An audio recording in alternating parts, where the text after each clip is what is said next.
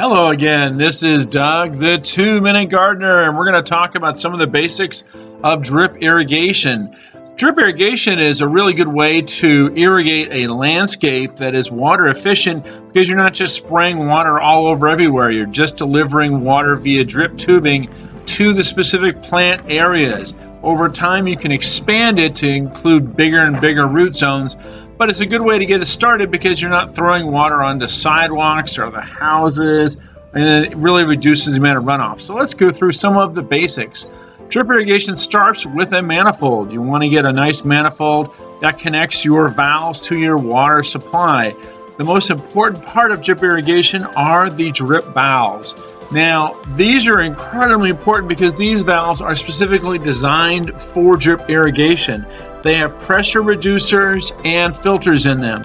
Too many times I've seen people try to install spaghetti type drip tubing adapters onto an existing spray head, but they don't realize that those spray heads operate at a pressure that's far greater than what will work for drip irrigation. The second problem with drip irrigation adapter kits is they don't take into account the filter problem. You have to have a filter so sediment doesn't get in and clog the emitters down the line. So make sure you start with the good drip irrigation valves that have the pressure reducers and the emitters. Next, you're going to run the poly tubing from the valves out to the planting areas. Now, it's important that you group your planting areas by hydrozones. What I mean by that is you want to have all the similar water needs in one area, or at least in one area where you can run the one line to run that area. For this particular front yard, we had 4 valves. We used 2 for Mediterranean plants, 1 for the mature trees, and 1 for the succulents. And that way we are grouping the hydrozones together so that that one valve will supply a certain amount of water, whereas the next valve will supply a different amount of water for different water need plants.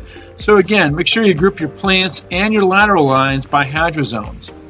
Next, you're going to run your 1/4-inch spaghetti tubing from the lateral line out to the plant and have an emitter at the end of that 1/4-inch tubing. 1 emitter for small plants, 2 to 3 for the larger plants, and they make special emitter rings for mature trees. Now, what you see in this particular job that we did, we used Rainbird's 360-degree adjustable emitters. Now, what's great about these is they can put out water from 90 degrees to 270 degrees to 360 degrees. They're also adjustable in the amount of water that can be put out. They can be adjusted from 1 gallon per hour to 10 gallons per hour, which is usually how much water you put out for these kind of plants.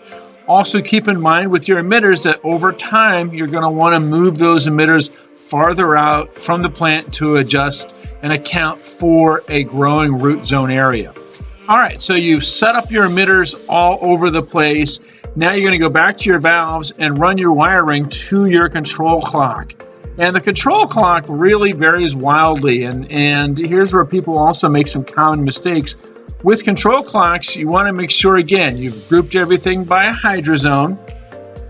Now you want to program the clock to give out a certain amount of watering per hour, per day, or per week.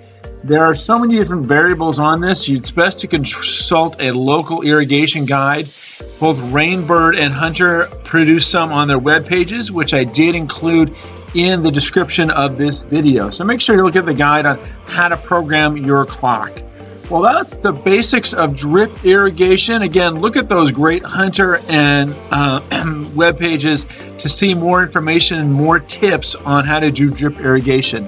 That's all the time we have for now. This is Doug, the 2-Minute Gardener, saying thanks so much for watching.